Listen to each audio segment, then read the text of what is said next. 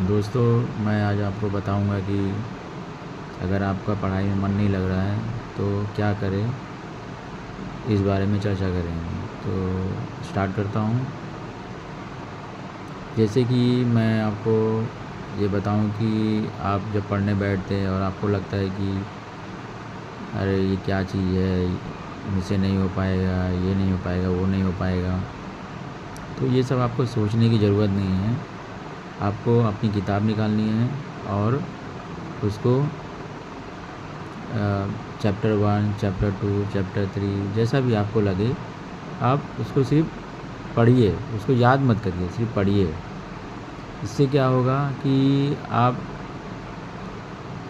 मान लो कि आप पहला चैप्टर स्टार्ट किए और आपको पढ़ने में मन नहीं लग रहा है, लेकिन फिर भी पढ़िए। इससे क्या होगा कि जैसे जैसे आप पढ़ेंगे और चैप्टर को पढ़ेंगे, 1 दिन पढ़े, 2 दिन पढ़े, 3 दिन पढ़े, 4 दिन पढ़े, आपका ये सिलसिला चलता रहेगा।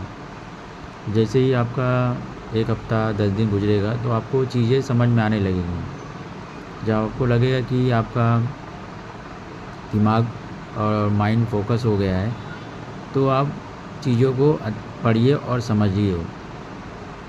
जब आप पढ़ेंगे और समझेंगे तो आपको ये लगेगा कि चीज़ें आपको समझ में आ रही हैं, और जब आपको समझ में आ रही हैं तो आपको ये भी लगेगा कि अब मैं इसको याद कर लेता हूँ।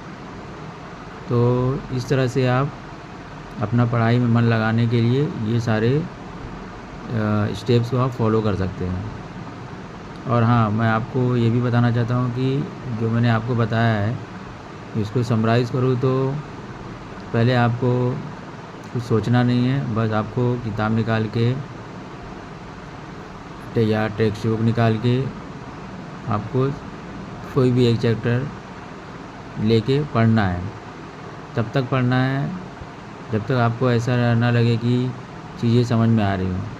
शुरू शुरू में आपको समझ में नहीं आएंगी, तो आपको सीधा पढ़ना है, पढ़ना है, पढ़ना है, पढ़ना है, पढ़ना है।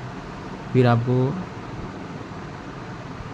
चीज़ें जब समझ में आने लगेंगी तो आप उस चीज़ को धीरे धीरे धीरे धीरे करके याद करिए और इस रूटीन को आगे बढ़ाते जाइए। इससे क्या होगा कि आप अपनी चीज़ों को जो आपने पढ़ी है वो अच्छे से समझ में आएंगी और धीरे धीरे चीज़ें दिमाग में भी रहेंगी।